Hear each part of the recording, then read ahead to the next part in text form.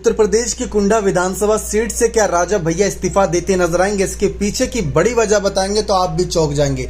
दरअसल आपने देखा होगा राजा भैया के राजनीतिक सफर में अब तक उन्होंने सिर्फ और सिर्फ विधानसभा चुनाव लड़े हैं। 7 बार विधायक रहे हैं, लेकिन एक बार भी लोकसभा चुनाव ना लड़ते हुए यहाँ पर सांसद बनने का उन्होंने फैसला नहीं लिया।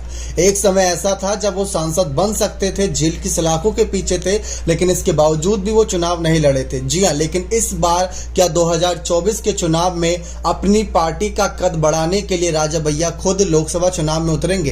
क्योंकि पिछली बार जब 2019 के चुनाव में इनकी तरफ से 2 कैंडिडेट आगे किए थे, जिसमें इनका भाई अक्षय प्रताप सिंह भी थे, उनको करारी हार का सामना करना पड़ा था। दोनों ही सीटों पर पार्टी के दोनों नेता हार गए थे। लेकिन क्या अपनी पार्टी का मान सम्मान बढ़ाने के लिए, अपना कद बढ़ाने के लिए क्या सांसद का चुनाव लड़ेंगे? और अगर सांसद का चुनाव लड़ेंगे तो क्या विधानसभा की इस बड़ी सीट, विधायकी सीट से इस्तीफा देते नजर आएंगे? सवाल बहुत बड़ा है। आपको बता दें कि साल 2004 के आम चुनाव का ही मामला है। राजा भैया तब जेल में थे।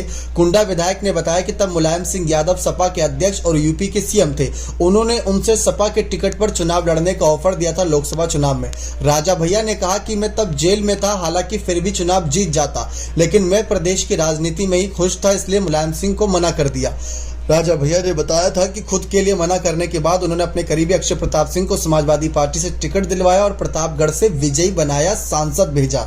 लेकिन वहीं राजा भैया की अगर बात करें तो वो विधायक पद पर 7 बार रहे, लेकिन सांसद पद पर नहीं। तो अपने इस राजनीतिक सफर में जरूर सांसद पद का कहीं ना कहीं एक्सपीरियंस लेना चाहेंगे या नहीं, ये देखना आने वाले वक्त में काफी ज्यादा दिलचस्प रहेगा।